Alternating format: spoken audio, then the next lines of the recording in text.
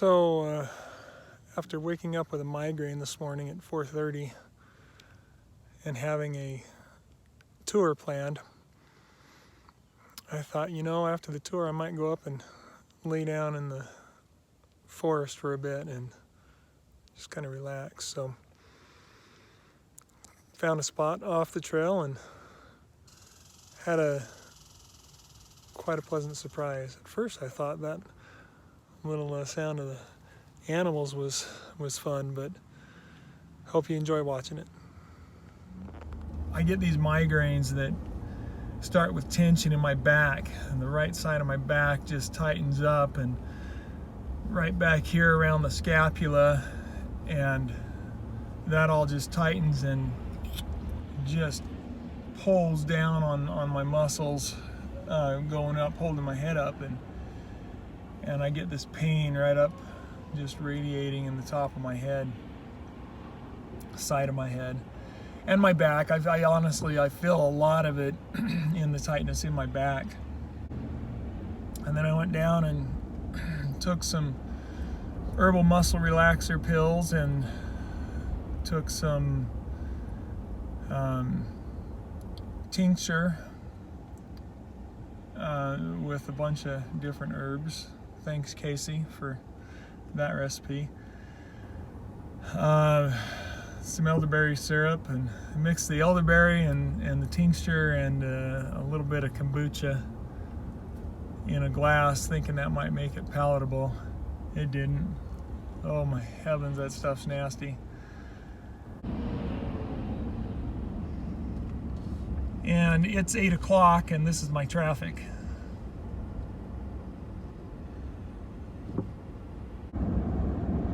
I've been doubly busy with life, and so haven't done a whole lot of tours in 2023, and even the videos that I've done, I've tried to put things together, and if I don't do it all right then, get everything recorded. I did one in Fish Lake that I was able to go ahead and get recorded, but if I don't get it done right away, then it just doesn't get happen. I found a little spot just off the road on the Alpine Loop that I didn't know existed here, and so we'll back up into it and see what we can find.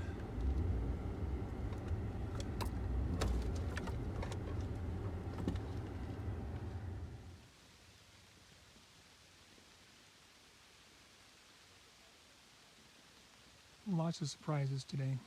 A little bit of rain. Not a lot.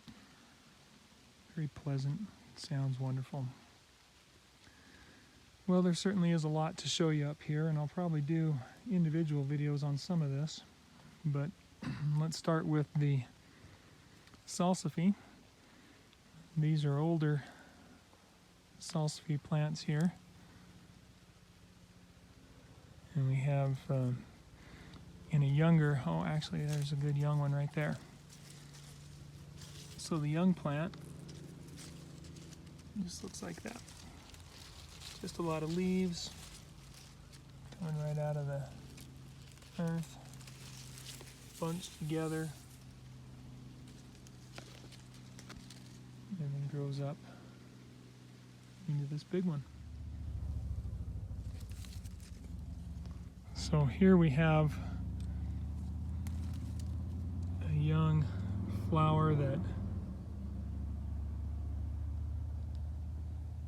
has just bloomed. So that's what it looks like in blossom. And that one's edible.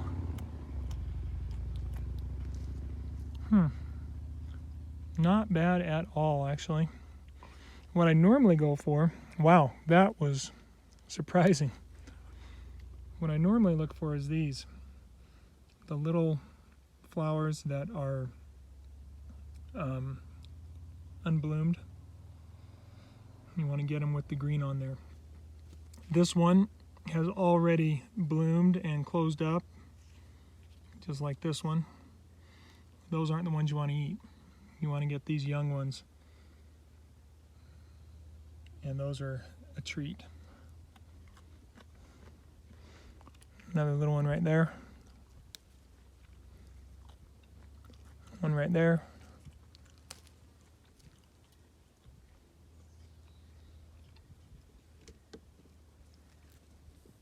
And that one's already lost all of its puffball. Very old plant. But there's a lot to that. They feel like they've got a lot to offer. A lot of substance in there. Just a tasty little snack on the trail. Salsify.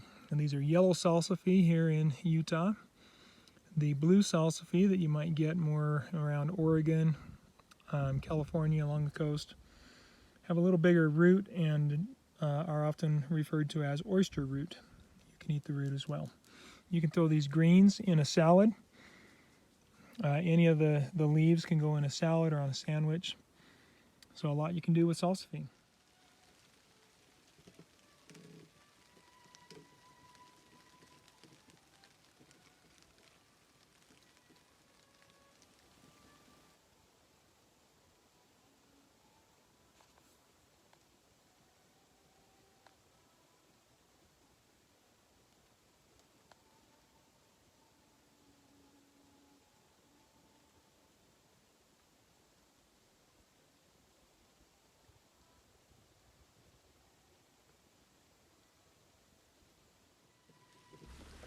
One of my favorite things to find out here, even though it's not ultra sweet, is the serviceberries.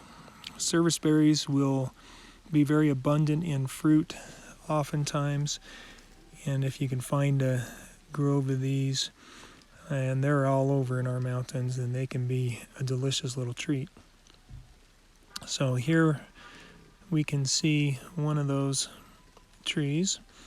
You can see the leaf structure up close, the berries. The leaves on these will generally be serrated on the front half, and the back side will be pretty smooth on the edge. And then underneath we have a lot of underbrush that is largely made up of snowberry, little white bitter berries that don't taste near as good as the serviceberry.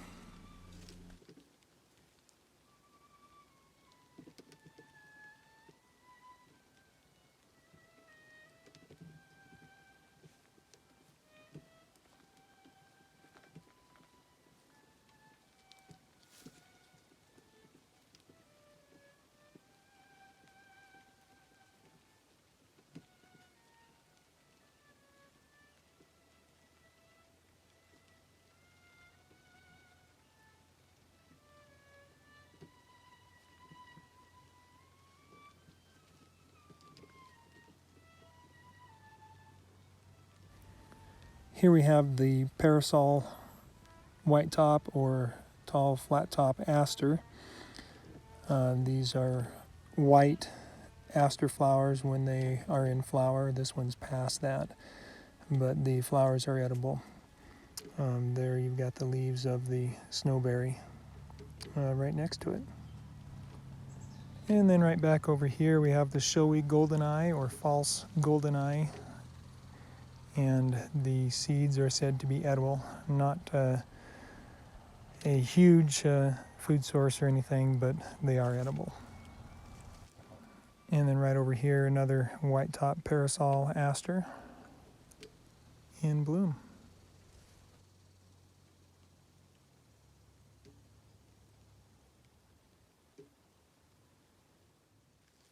Another favorite of mine, mostly just because it's prolific and you're going to see it all over the ground, is the Oregon grape. These berries, they aren't actually grapes. They're ripe when they're dark blue like this, but these berries are edible. And they're sour. If you like sour things, this is a great sour treat. The animals like them as well, so get them while you can. And of course, you could mix those with other berries to make jams. Oregon grape root will grow all over our forest floors. The Oregon grape root is actually valuable as well for medicinal purposes.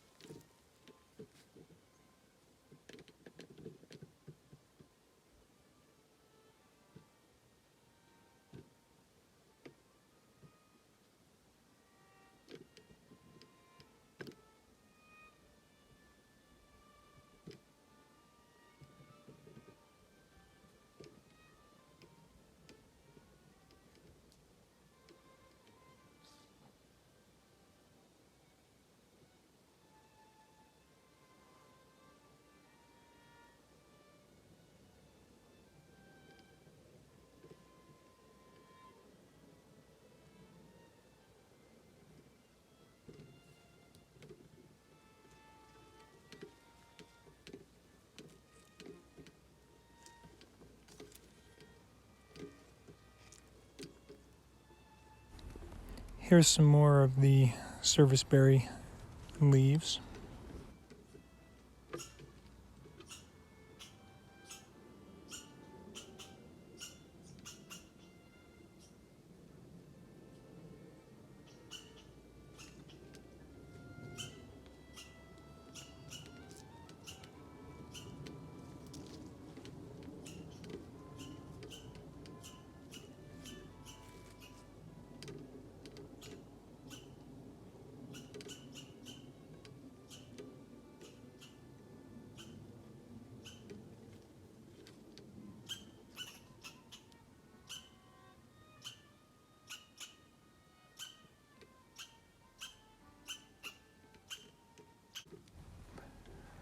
Over here we have a nice example of the hound's tongue. This is a broadleaf plant that you'll often see like this, just with the leaves. The first year, that's all there is. The second year, it'll put up a flower stalk like this. And once it goes to flower and the flowers are gone, the seeds are these wonderful little burrs that you are so fond of.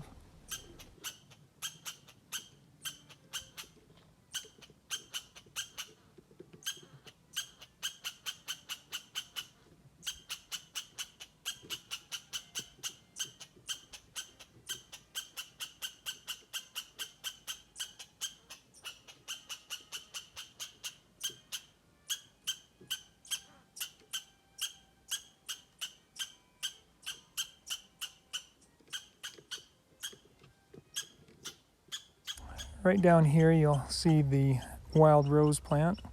Notice the serrated leaves, quite different from the smooth-edged leaves of the snowberry. They often grow together on the forest floor.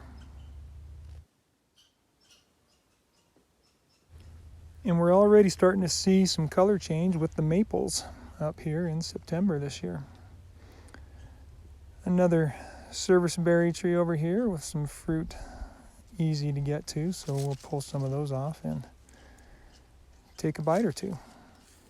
They're not as sweet as blueberries, a little bit more mealy, but as far as what nature has to offer, this is quite the treat.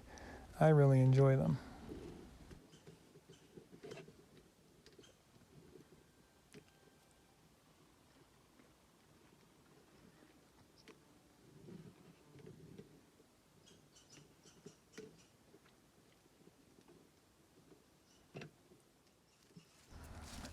And while the Saskatoon or serviceberries are for the living, these snowberries, white little berries, while they do have a crown, meaning that they are edible, any crowned berry in Utah is edible.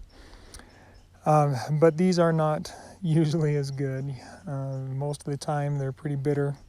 So while edible, not very tasty. But you do see a lot of them out here.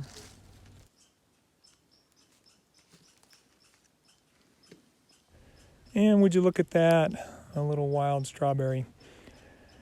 Now, that is something that does grow often out in the mountains, and sometimes they can be sweet and delicious.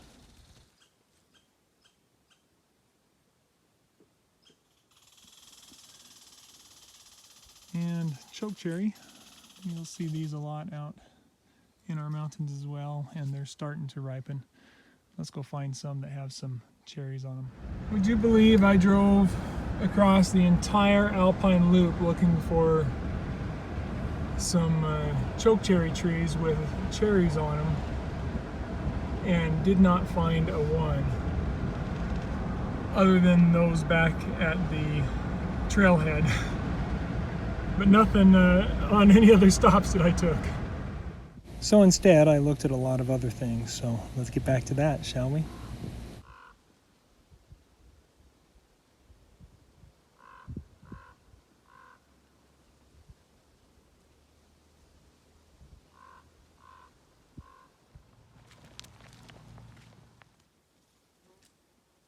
And sometimes you get real lucky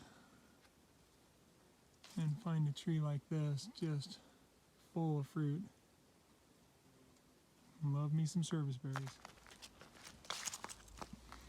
Here we've got a nice big burdock leaf. That's the way you'd want to harvest the burdock, is when it's first year like this without the flower stalk. Lots of ferns out here. And some quakies.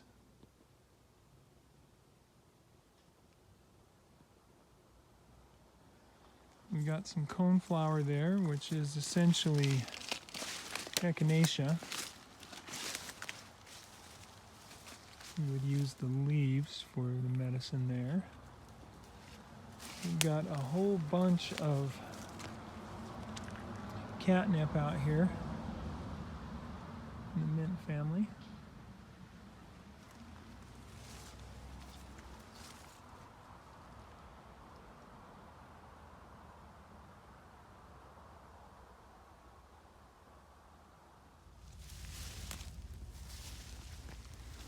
Here we have a little elderberry plant. Not very big at all, but look at those berries. Those are pretty nice. Can't say a lot about it on here in the value, unfortunately, these days, or the video won't last, but that is one of the best berries for your health. So the dark blue with the white are the ripe berries. We wouldn't want to harvest these yet because there are so many green ones. They're just starting to turn.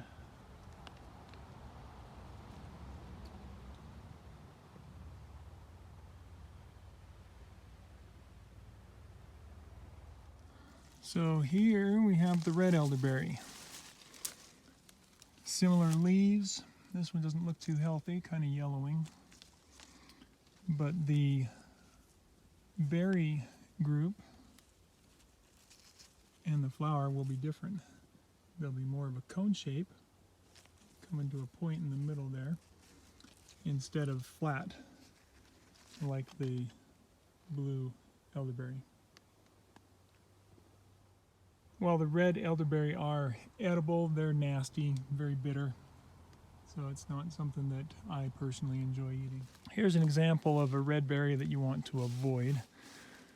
And this is a huge plant right here. They normally aren't this big, but that's red baneberry. Beautiful red berries. Not edible. Toxic, stay away from them. There's the leaf of the red baneberry. More back up in there.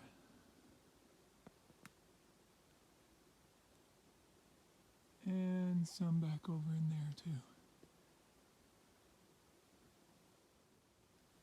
And some curious deer.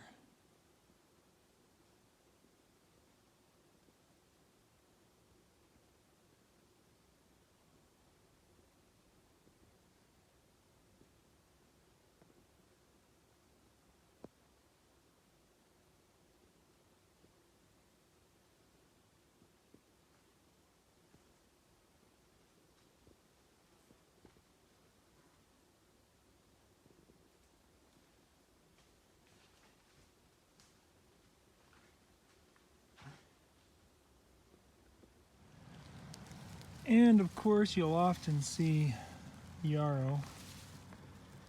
Zoom out there. You'll often see yarrow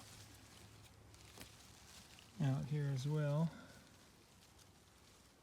Very, very good medicinal plant. Stops bleeding on contact. We've got some nice currants here. Well, currant bushes. We don't have the currant berries on them currently. No pun intended. The red osier dogwood is perhaps one of the most beautiful flowers. They're toxic. It's not an edible, but they get a really pretty blue, gray, almost silver look to them when they ripen. Broadleaf plantain is very plentiful up here in our mountains in Utah, especially near water.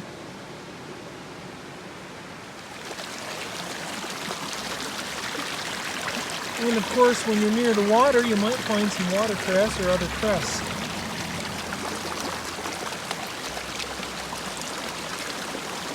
And some nettles. Spinning nettle is very nutritious food and a good medicinal.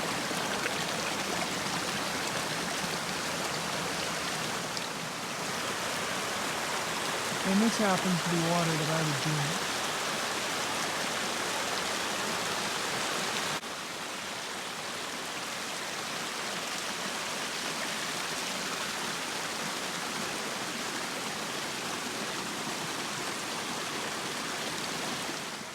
Now, one of the delights for the eyes is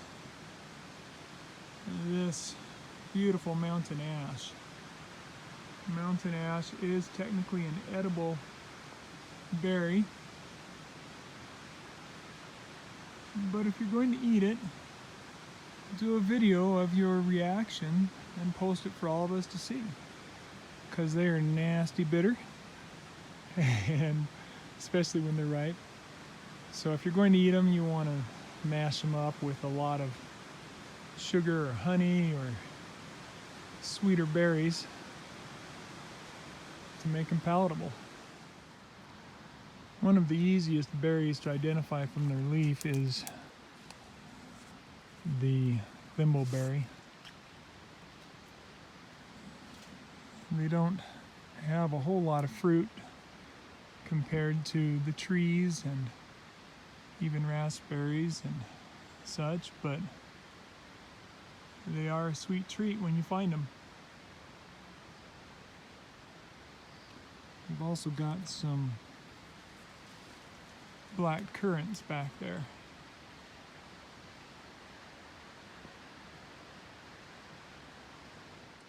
Here we have the elusive twinberry honeysuckle.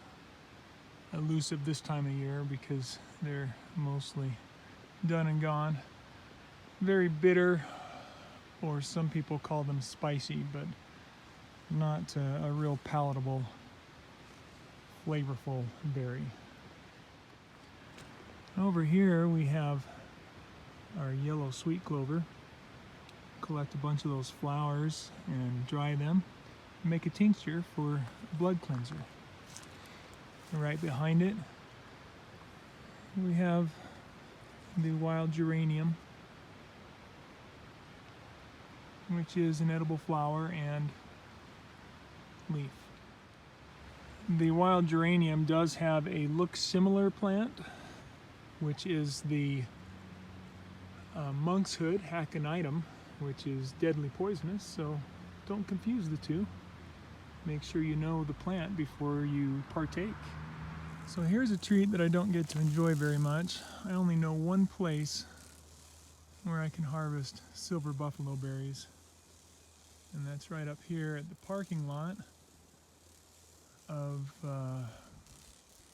what is it? I think Pine Hollow Trailhead on the Alpine Loop. And these are tricky because there are all kinds of spines and pokies that you got to watch out for in this, and the berries grow right next to the branches, but oh my goodness, they are a treat. They're delicious. So I'm going to harvest them. Well, thanks for coming on the tour with me today. I hope you learned something. Review it, go back through it, take some screenshots maybe, and do some research on some of these plants that I've shared with you, or all of them, so that you can learn a little bit about them and how to use them. And hopefully I'll get some more content up for you soon. Like and subscribe, share it if you like it. Thank you.